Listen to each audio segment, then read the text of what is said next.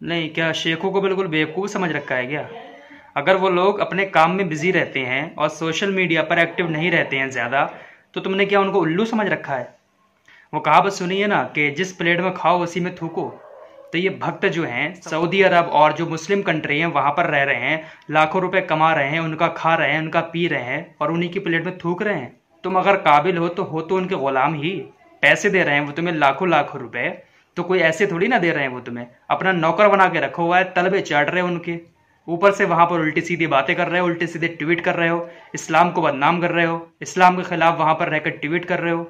लेकिन होश तो अब ठिकाने आए हैं तुम्हारे। जब वो लोग जागे हैं और उन्होंने अपना सोशल मीडिया अकाउंट एक्टिव किया है, तब उन्होंने तुम्हारी जम के बजाई है। अब माफी मांग रहे हैं। बहुत सारे पढ़े लिखे जाहिल जो अरब कंट्रीज में रह रहे हैं, वहां की जॉब कर रहे हैं और वहां रहकर यहाँ की नफरत जो फैली हुई है हमारे देश में मीडिया ने फैलाई है, और जो कुछ ऐसे वैसे लोगों ने फैलाई है यहाँ पर नफरत, इस नफरत की वजह से वहां पर रहकर उल्टे सीधी पोस्ट कर रहे हैं फेसबुक पर, ट्विटर पर।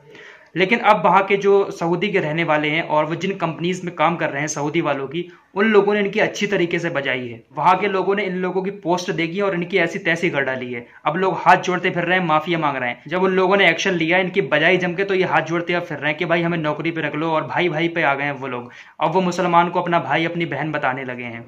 तो ऐसा ही कुछ हुआ है सोनू निगम के साथ। बहुत बड़ा काबिल बनता है ये बंदा भी अपने आप को। यहाँ पर रहकर इसको अजान की आवाज़ें सुनने में बहुत ज़्यादा प्रॉब्लम हो रही थी। इसने 2-3 साल पहले ट्वीट किया था कि मैं एक हिंदू हूँ, लेकिन फिर भी मुझे अजान की आवाज़ सुनने के बाद उठना पड़ता है। ये कहाँ का है, कहाँ का इंसाफ है कि मैं अजान की वजह से मेरी नींद में खलल होता है। इन्हें बहुत सारा उल्टा सीधा ट्वीट किया था। लेकिन आज ये दुबई में फंसा हुआ है और 5 वक्त की अजान बहुत अच्छी तरीके से सुनना है। ये बात मैं इसलिए कह रहा हूँ आप लोगों से कि जो लोग इन जैसे लोगों की बातों में आकर नफरत फैलाते हैं, आप देख सकते हैं कि ये मतलबी लोग, जब इनका मतलब होता है तो ये क्या करते हैं। ये सिर्फ ऐसी वैसी पोस्ट कर कर आप लोगों की नजर में आते हैं, अपने आप को फेमस और ज्यादा करते हैं और आपको जो है लड़ाने का काम करते हैं। लेकिन जब ये लोग फंसते हैं तो ये आपकी नहीं सुनते।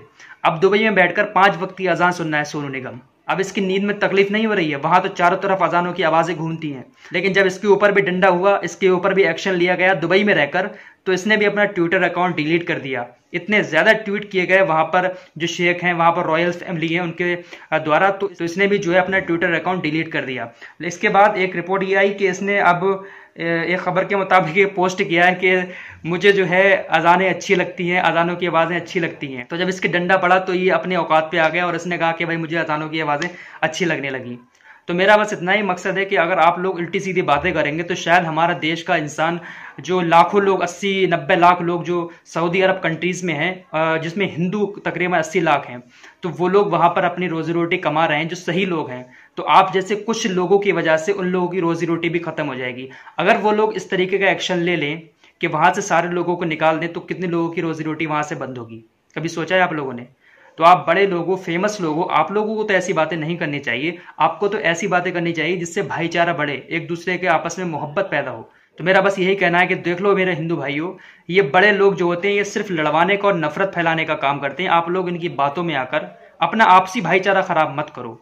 जहां भी जैसे भी आपकी रोजी रोटी चल रही है आप उसको कमाओ। क्यों आप लोग हिंदू मुस्लिम के चक्कर में पड़ते हो? ये बड़े लोग सिर्फ नफरतें फैलाते हैं और अपनी दुकानें चलाते हैं। तो प्लीज आप इन लोगों की बातों में ना आए।